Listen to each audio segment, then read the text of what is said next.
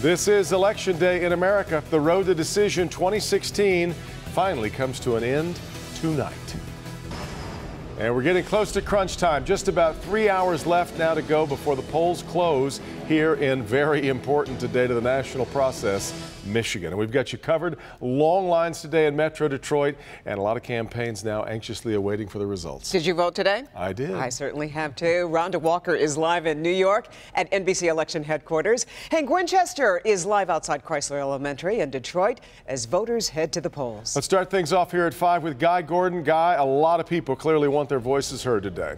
Oh, they sure do, Devin. We're talking to the Michigan Secretary of State. She says absentee votes were up 18%. That is predictive of perhaps a record turnout statewide. Macomb County, way up. The western part of Ann Arbor, 2-hour-long waits in some cases, and that seems to hold true in some cases in Oakland County. In Detroit, though, a much different story. Only 30% voted as of 3 o'clock this afternoon, so we'll have to see a late surge to make that 45 to 50% predicted turnout in Detroit, but we know it is much lower than in 2012 when Barack Obama was running for president. The nominees, they hit the pavement early, going to their respective polling places, fresh off their last-minute visits to Michigan, and things were much kinder and gentler than they were on the campaign trail.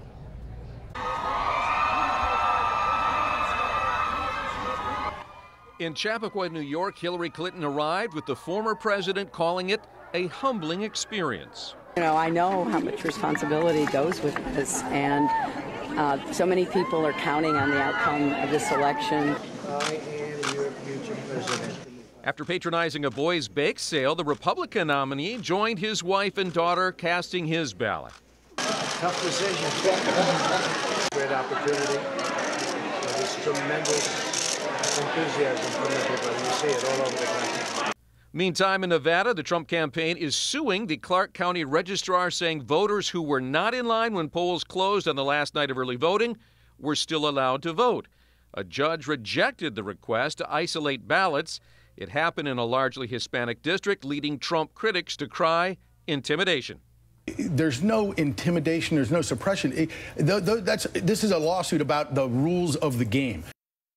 Will there be more challenges? We will be tracking that along with 600 other races tonight, overnight, and into tomorrow morning here at clickondetroit.com. At 7 p.m. we begin our live webcast. We will be looking at why Michigan voted the way it did. We'll also be tracking a lot of other big legislative races. Can the Republicans maintain control of the Michigan House? We have the Wayne County millage, community benefits in Detroit, a new school board in Detroit, and also that very important regional transit vote, which could have a much bigger impact than a lot of the other races. We'll be watching it all for you, Devin, beginning live at 7 p.m., and I know you're going to be joining us.